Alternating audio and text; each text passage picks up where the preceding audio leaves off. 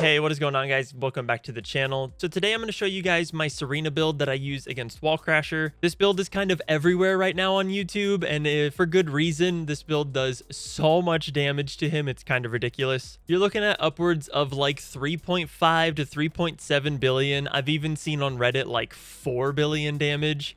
And if you guys didn't know, he has like 4.8 billion health. So this build technically could solo him. Say you went and matchmade into it and for whatever reason didn't get anyone else to matchmake with you, this build could 100% solo Wall Crasher. So I'm going to show you guys what's going on with the build, and also I will have like a mobbing build that I use for just general play in here as well. So just stay tuned for that later in the video. But let's jump in and let's check out this ridiculous high damage build for Serena. If you guys just need screenshots for the build, go ahead and jump to this timestamp or skip to the end of the video. But without further ado, let's check out the mods. Okay, so for the build, I'm not going to go too much into detail as to what Serena actually does because we all play Serena. You guys know what she does. She does damage based off of the amount of health she has at a certain rate. But we are going to go over this build because this is going to be the most consistent way for you guys to farm Wall Crasher every hour on the hour to get all of his different drops and whatever you guys are going for whenever, you know, he actually does drop a pretty decent amount of stuff. So definitely want to be doing the most optimal build to take him out as quickly as possible. So we're going to start off with the mods. For your Transcendent mod, we're going to be using him. You guys know this is pretty much her meta used Transcendent mod. Basically, it reads, when used on the ground, creates a zone that increases the jump of allies.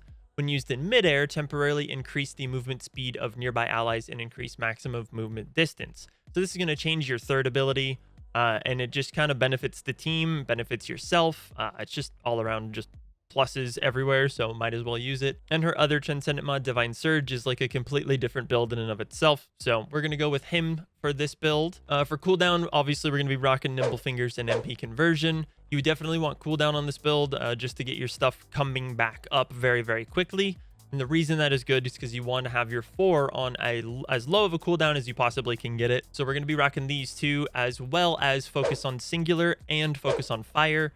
Now, this is basically just 2 focus mods. It doesn't matter what they are. The only real reason we're using them is for the cooldown that's tacked onto the end. So you don't even have to level these mods. You can keep them at level 6. You don't have to put any investment into this. All you need here is the cooldown because we aren't dealing any damage with our skills. So it's kind of irrelevant, but the cooldown is very helpful to get our 4 on a really, really low cooldown so we can spam it. You basically have infinite 100% uptime with your 4th ability, which is how we're getting all of our damage with the amount of health we have. Speaking of HP based off damage, we really want to push into HP with this build to get her HP up as high as possible so we can get to that highest damage cap of the additional damage her 4th ability does.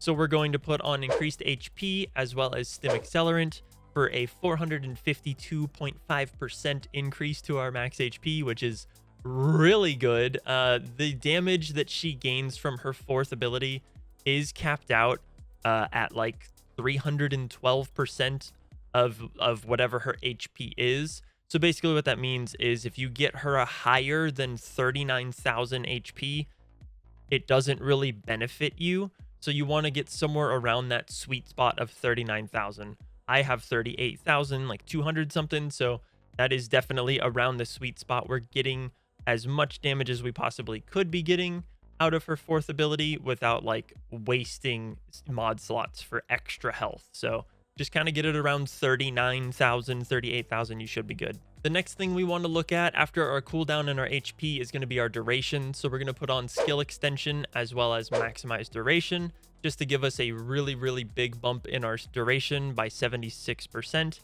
This is going to help our 4th ability always be off like cooldown so we can reactivate it as soon as it is available to be used and just keep constant uptime on that 4th ability because that's what's giving us all of our damage. So definitely want skill duration. The next thing we're going to look at is our skill cost. Now, the reason we want skill cost to be lowered is so we can keep constantly dashing to reload our gun without using a ton of our MP. So we want to make it cost pretty much nothing to use. And then we also are going to be gaining back MP, which just constantly keeps us in the air. For that reason, we're going to be throwing on Maximize Conservation for a negative 35.4% bump to our skill cost. This does hurt our skill power modifier, but we're not using skills to deal damage, so that does not matter.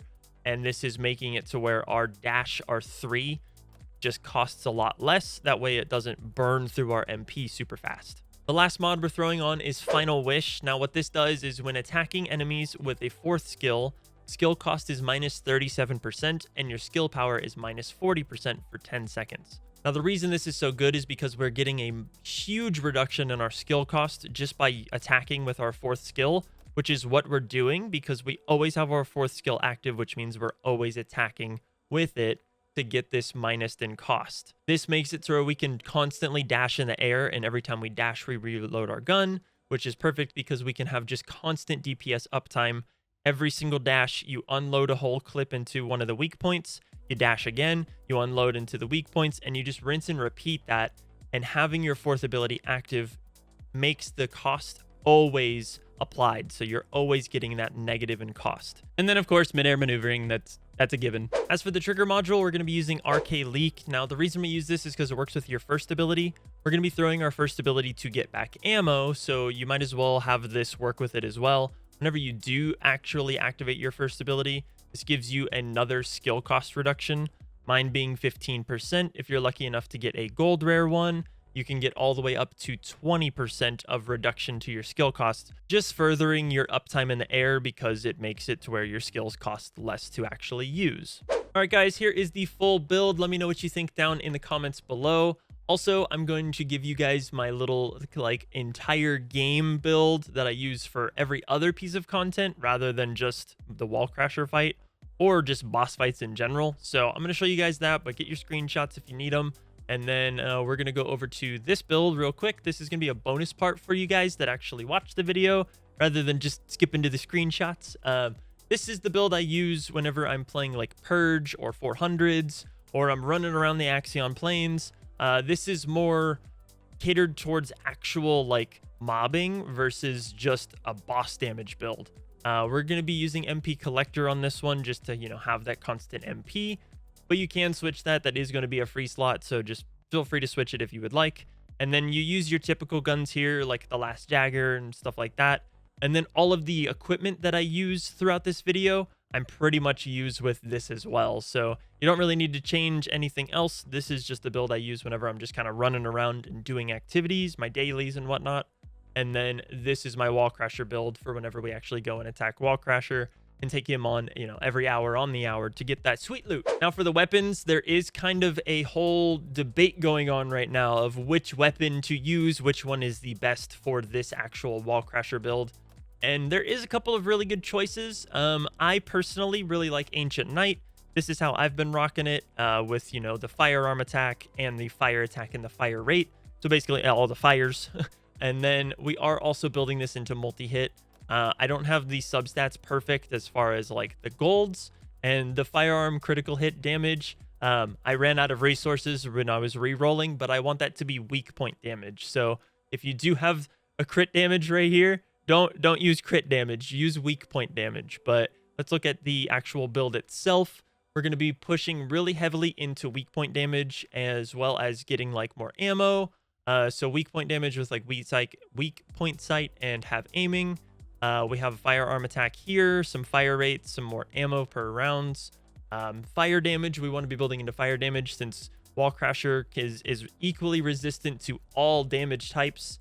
This is just what we're deciding to use. And a lot of Serenas are rocking this as well. So you're kind of like all dealing damage with fire.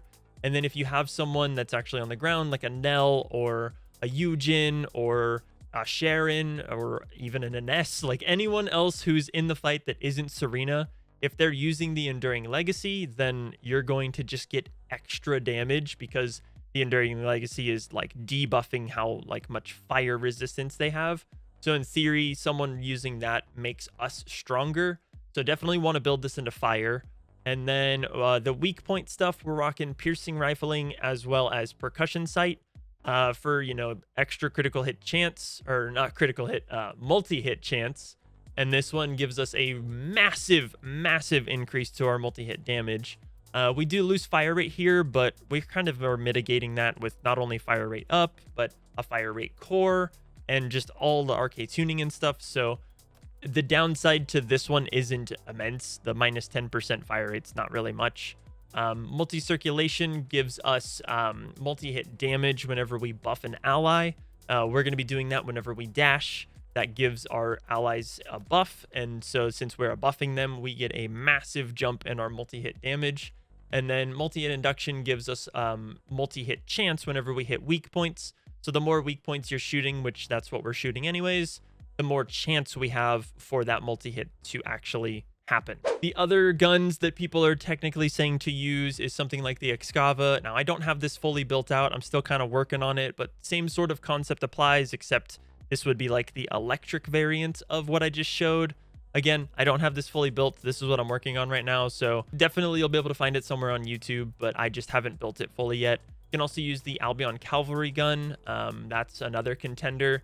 I just throw on Malevolent just to have something else, but you can really use whatever. The main thing we wanted to cover was the Ancient Knight. For your Reactor, mounting doesn't really matter. The only thing that's really gonna matter is your substats at the bottom. You want to have duration up and cooldown. The duration up keeps your fourth ability up longer. The cooldown makes the cooldown of the fourth ability lower. Therefore, you can always have that 100% uptime. So definitely the actual Reactor does not matter. Your mounting doesn't matter. You can make it match if you want. The only thing that actually matters is your substats here. And then as for the external components, we're doing a 2-piece ascending and 2-piece shell crusher. The 2-piece ascending gives us more skill cost. It's kind of a theme in this build. You want to have your stuff on the lowest amount cost possible so you can always have MP. And then with the shell crusher, we're getting the 5% to our fire rate, just making our gun shoot faster to deal more DPS. As for the cores themselves, HP and defense all the way down, that's a given. And then you want to build into all the MP recovery and normal stuff. So HP, MP recovery, in combat, out of combat, you know, your max MP, your max defense, your MP recovery modifier, your max shield, your toxin resist, whatever you want to put on this one, go ahead. But you want to have your MPs and all that stuff kind of sorted out. And then you want to make sure that your ascending pieces are the top 2 and your shell crusher pieces are the bottom 2, because the 2 bottom shell crusher pieces roll with max HP.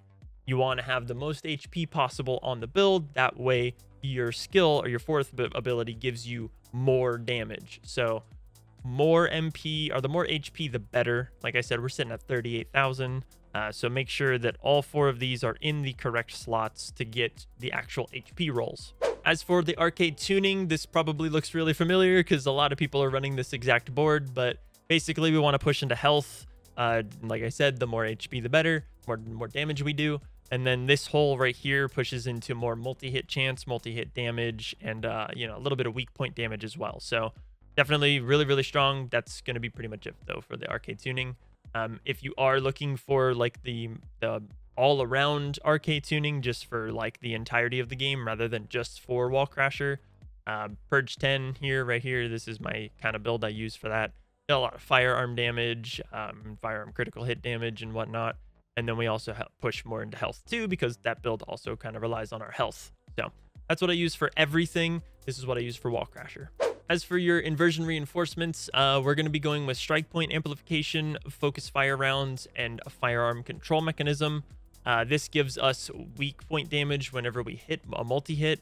This gives us more fire damage with our guns, and this gives us a different interval increase of multi-hit damage every 15 seconds, just at a different rate. So just building into our weak point and the actual like type of rounds that our gun is shooting just to give us more damage. And then for the fashion, I made her look like Kill Bill. I don't know if I fully accomplished it, but I think she looks really cool.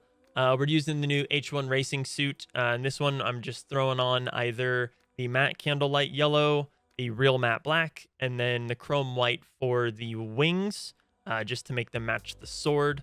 But yeah, I thought she looked like Kill Bill. I thought it was really cool. Wow, you actually skipped to the screenshots. Nah, I'm just playing. That's totally cool. I hope you enjoyed the screenshots, and if you have any questions, please drop a comment. Don't forget to like and subscribe. Thank you. All right, guys, that is the meta build that everyone and their mom is using for Serena right now. Let me know if you guys have put it together yourself, but I'll catch you guys next time. Don't forget to subscribe for more stuff, and I'll see you later. Thanks for watching, and as always, peace out, guys.